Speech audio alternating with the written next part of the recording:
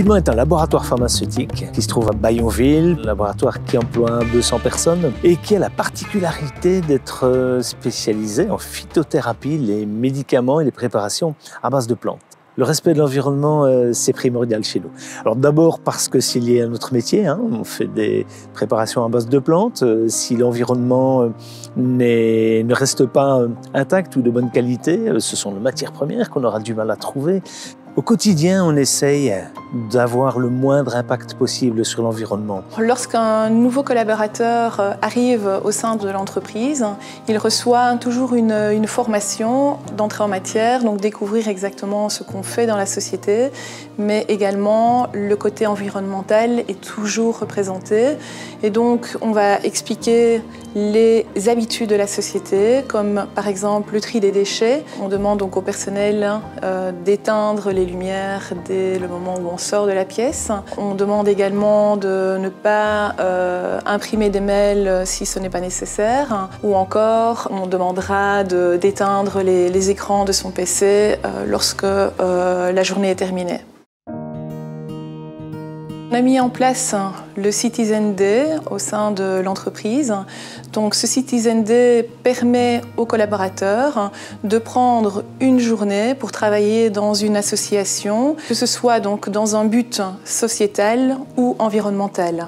Donc récemment, avec les intempéries, beaucoup de collaborateurs ont demandé à travailler pour le nettoyage des berges dans leur commune, par exemple.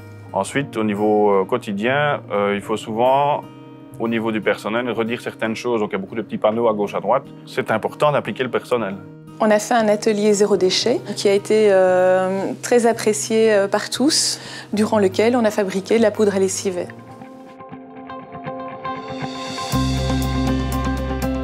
Mais on essaie quand même, on essaie de faire de mieux en mieux, de consommer de moins en moins d'énergie, bien qu'on fasse de la croissance. Et tout ça, c'est compliqué à gérer. Donc dans le pharmaceutique, c'est d'autant plus vrai que le défi soit de taille parce qu'il y a des contraintes liées aux normes GMP notamment puisqu'on produit des médicaments. Et ça demande des contraintes environnementales non négligeables en zone de production.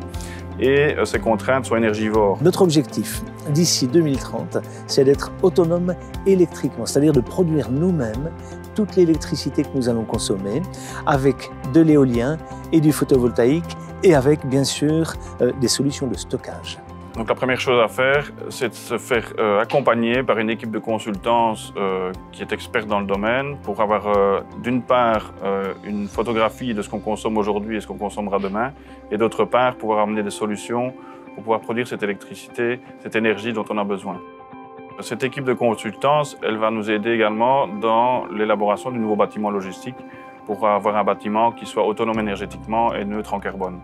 Alors au niveau des panneaux photovoltaïques, on a actuellement environ 350 panneaux déjà en place et ici on vient de signer pour 400 panneaux supplémentaires pour la production d'énergie ici aux zones nord. Ce projet d'autonomie énergétique, il ne faut pas croire qu'il va être économique. On va tellement investir que ce ne sera pas rentable pour nous, en tout cas à moyen terme.